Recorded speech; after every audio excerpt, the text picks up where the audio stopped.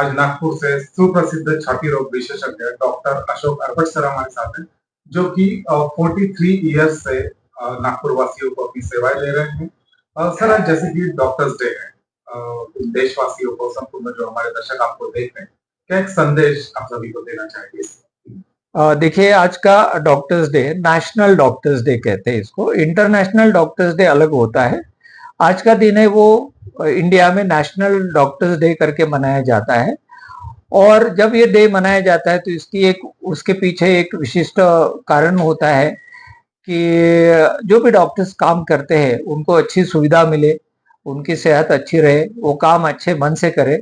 तो आज के दिन मैं सभी नागपुर के या मैं कहूँगा इंडिया के डॉक्टर्स डे को सभी को मैं शुभकामनाएं देना चाहूँगा कि आप अच्छी तरह रहे, तंदुरुस्त रहे, अच्छे दिल से प्रैक्टिस करें और सभी जो पेशेंट आपके पास आते हैं उनके तरफ ध्यान से उनका इलाज करें और उन्हें संतुष्ट रखें। सर, जैसे कि डॉक्टर अशोक अरबट काफी प्रसिद्ध नाम है नागपुर वासियों के लिए, काफी पेशेंट्स को आपने अपनी सेवाएं दी है। बात करते हैं सर हम छाती रोग के बारे में, तो जिसके आप विशेषज्ञ हैं। तो छाती रोग में अभी बरसात के दिनों में हम अक्सर देखते हैं मलेरिया और न जाने अनगिनत ऐसी बीमारियां बरसात में हाँ। होती हैं। तो छाती से रिलेटेड किस प्रकार के पेशेंट्स बरसात के दिनों में आपके पास आते हैं? जैसे ही यूं ही बरसात शुरू हो जाती है तो देखा है कि लोगों में खांसी ज्यादा होती है, सर्दी जुकाम होता है और इसी का एक तौर आगे चले तो लोगों को निमोनिया होता है। अब निमोनिया होता है नहीं, इसका मतलब है छाती का इन्फेक्शन होता है। जैसे कि हम एक्सरे निकाले, सीटी स्कैन निकाले तो हमें पता लगता है कि निमोनिया हुआ।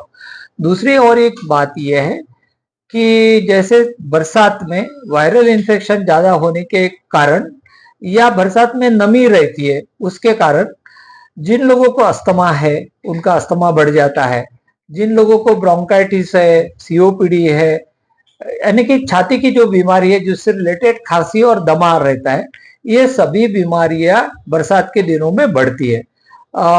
कारण यही है कि इन्फेक्शन, जिसको हम वायरल इन्फेक्शन कहते हैं।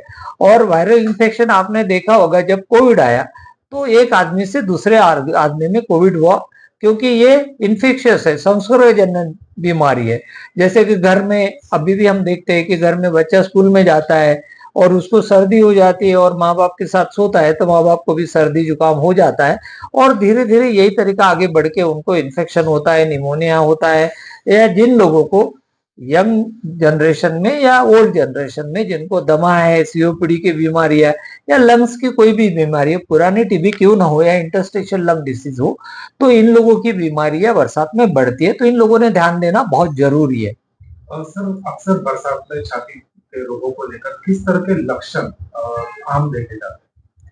सबसे तो लक्षण शुरुआत होते हैं दो प्रकार के। एक जो लोग हैं जिनको पीड़ित है, पहले से बीमारी से पीड़ित है, जिनको asthma, bronchitis, COPD, interstitial lung disease या लंग इन्फेक्शन या ट्यूबरकुलोसिस है, एक ग्रुप हो गया। दूसरा ग्रुप यह है कि जिनको कोई पहले बीमारी नहीं है, ऐसा एक ग्रुप है। तो हम सबसे पहले सोचते हैं कि जिन लोगों को पहले कोई बीमारी नहीं, उन लोगों का क्या होता है। जिन लोगों में अक्सर इम्यूनिटी कम होती है, कुछ कारण से उनकी अंदरूनी ताकत कम होती है, उन लोगों में जल्दी से सर्दी हो जाती है, जुकाम हो जाता है, खांसी हो जाती है और खांसी के कारण बुखार आ जाता है। तो एक पॉपुलेशन बहुत कॉमन है। और दूसरा है कि एक आदमी को यदि घर में होता है, बच्चों को भी होता है, तो पेरेंट्स के होने की संभावना ज्यादा है।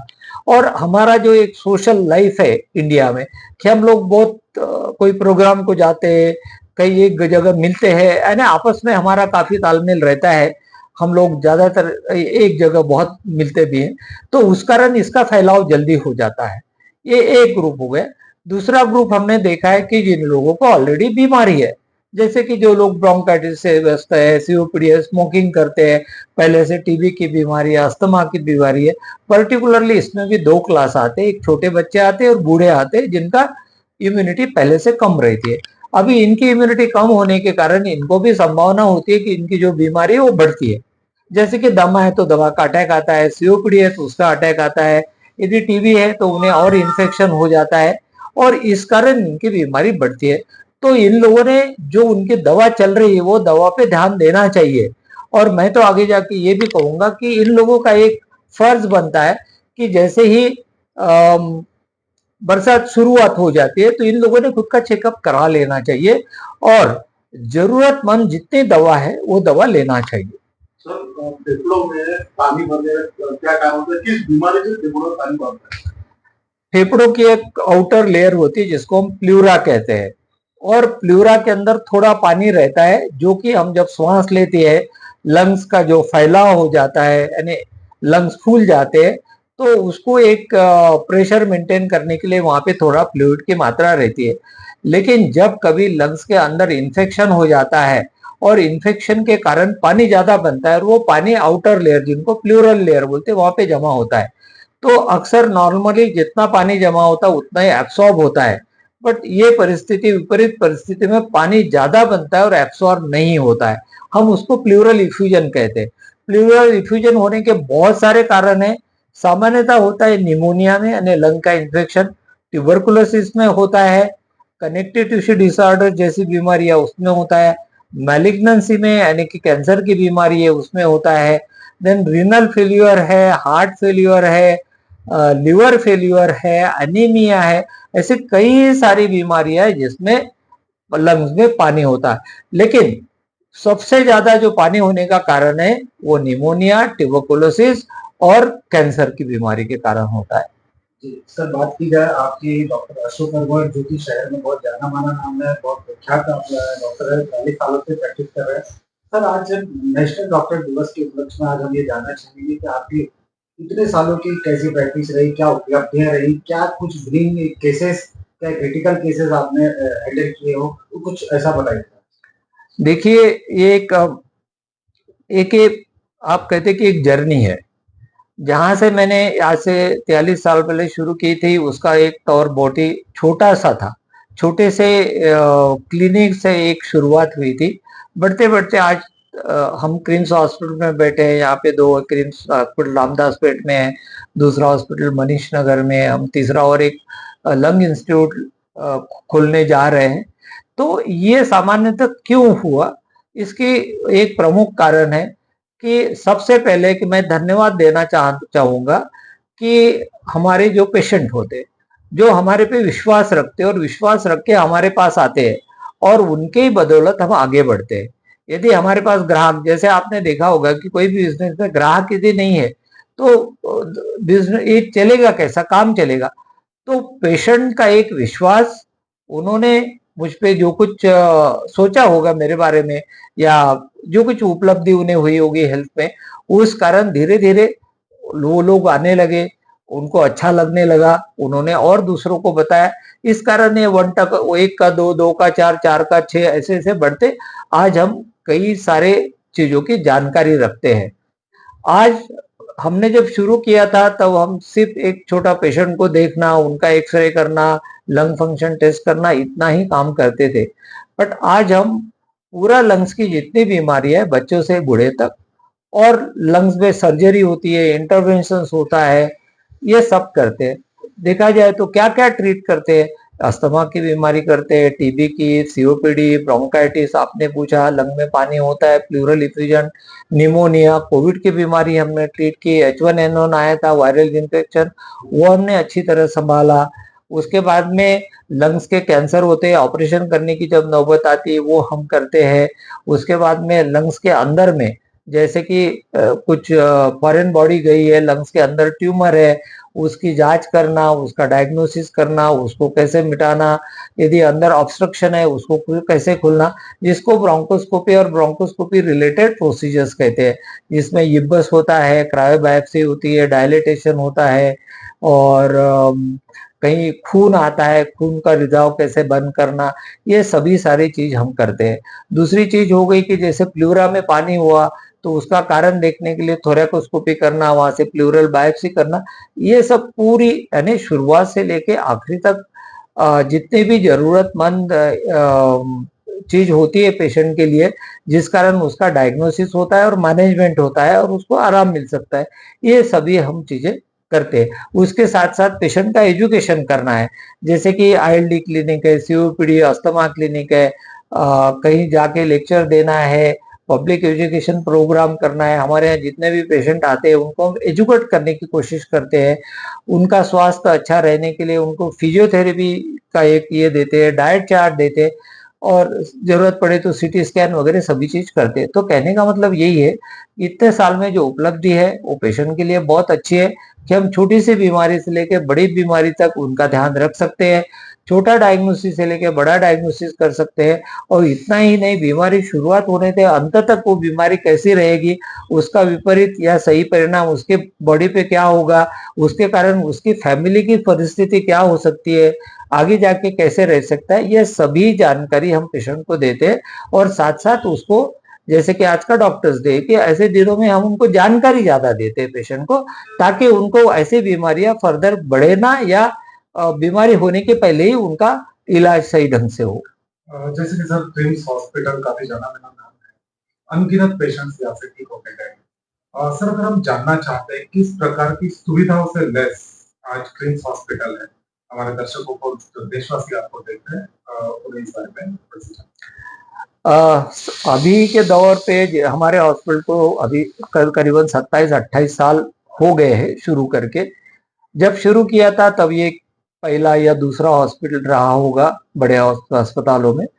और अभी हम यहाँ पे सभी सुविधा देते हैं। जैसे कि पेशेंट आने के बाद पेशेंट की रहने की व्यवस्था है, खाने की व्यवस्था है, उसको पैथोलॉजी है, रेडियोलॉजी है, यानी कि कहने कि उसको बिल्डिंग के बाहर जाने की जरूरत नहीं होती। सभी सुविधा एक ही हॉस्पिटल में है, ताकि पेशेंट के जो रिलेटिव है वो बैठ के आराम फरमा सकते हैं कुछ देर के लिए, और उसी दरमियान उसकी जितने भी जांच चाहे वो जांच हो सकती है।